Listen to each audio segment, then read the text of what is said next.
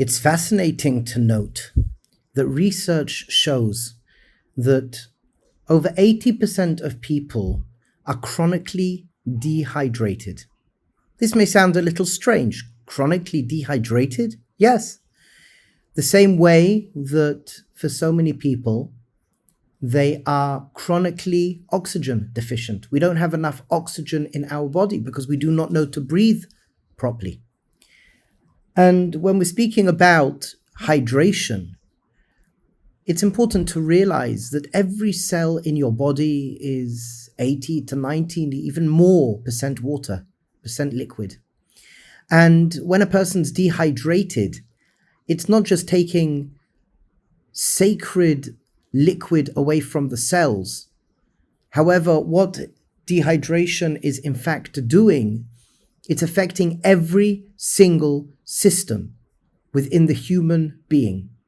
It's affecting in a crazy way human experience. So for example, if we are not properly hydrated, we cannot think properly. We cannot make good, healthy decisions. When we are chronically dehydrated, it's difficult to manage our emotional states. We can even say that when we are chronically dehydrated, we are more angry, we get triggered more easily, more annoyed. And that's from a cognitive perspective.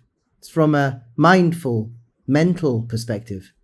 But then if we go down to our body, when we're speaking about hydration or dehydration, when a person's dehydrated, important liquids are taken from the vital organs. And as well, for example, joints. Within each joint capsule, there's a synovial fluid. When a person's dehydrated, synovial fluid is depleted from a joint. A person ends up being more stiff. When a person's dehydrated, recovery from injury or recovery from exercise is that much more difficult and takes longer. And the list goes on and on and on. When we are dehydrated, our skin is affected.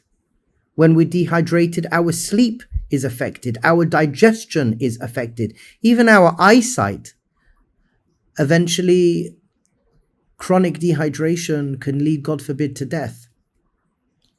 So I've just, in a very superficial surface level, shared some of the issues when a person's dehydrated. When a person is properly hydrated, they act completely different. They can regulate their moods, they think better, there's clarity of decision making, they sleep better, better digestion, cells are healthier, quicker healing. When a person's properly hydrated, they can even lose weight if they want to change their weight.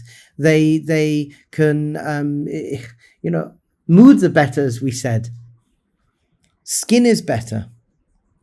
And I can tell you story after story about people who have come in or come through my practices, and we've spoken about health, and I've mentioned to them, where are you with dehydration or hydration? Are you hydrating? And usually it's, no, I'm drinking 3, 4, 5 coffees a day, a can of Coke.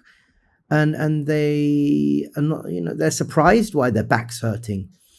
They're surprised why they are having psychological issues, why they're very snappy, or they're surprised that they can't sleep properly.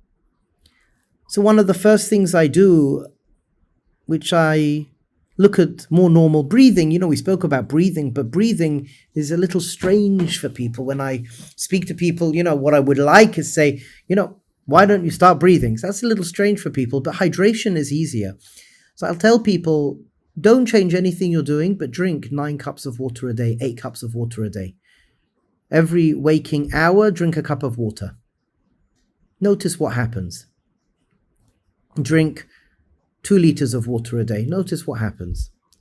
And there are arguments whether you have to drink this much or that much, but 1.5, 2 liters, la briut, fine, very good. And it's always astonishing.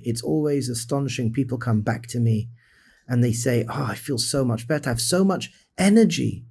I'm sleeping better. I'm thinking better. I can be more creative. I can relax.